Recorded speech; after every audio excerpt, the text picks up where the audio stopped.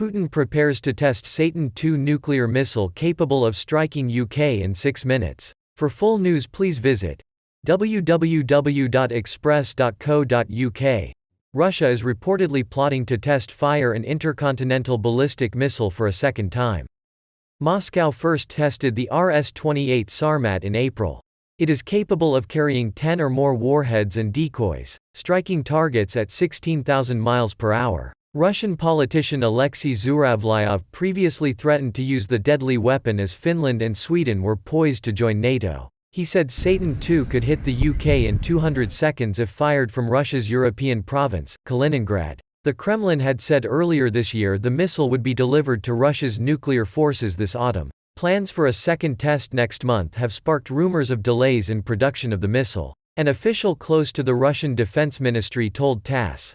The flight design tests of the Sarmat may continue before the end of this year with a second test launch to be potentially carried out. Putin said the missile would provide Russia's enemies food for thought after the first Satan II test. He said, "The new complex has the highest tactical and technical characteristics and is capable of overcoming all modern means of anti-missile defense. It has no analogues in the world and won't have for a long time to come. This truly unique weapon will strengthen the combat potential of our armed forces, reliably ensure Russia's security from external threats and provide food for thought for those who, in the heat of frenzied aggressive rhetoric, try to threaten our country." The Russian dictator's threat came after he made a pointed reference to Russia's nuclear forces at the start of the war in Ukraine. He warned the West any attempt to get in Moscow's way would lead to consequences never encountered in its history. Days after Russian troops invaded Ukraine, Putin ordered Russia's nuclear forces to be placed on high alert. During the first launch, footage showed the 115-feet missile being fired from an underground silo.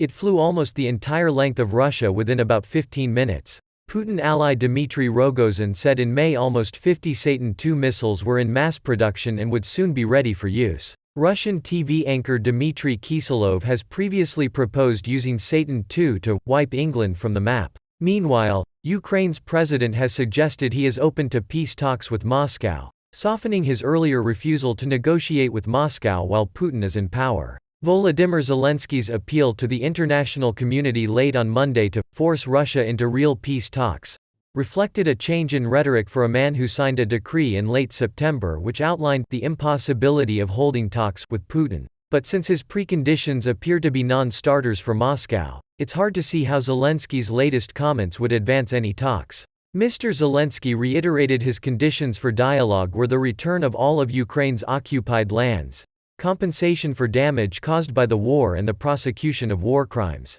Western weapons and aid have been key to Ukraine's ability to fight off Russia's invasion, which some initially expected would tear through the country with relative ease. But U.S. midterm elections today, November, will define the amount and the shape of Washington's future political and financial support for Ukraine. While support has garnered strong bipartisan support in the U.S. Congress, a growing conservative opposition could complicate that next year if Republicans take control of the House.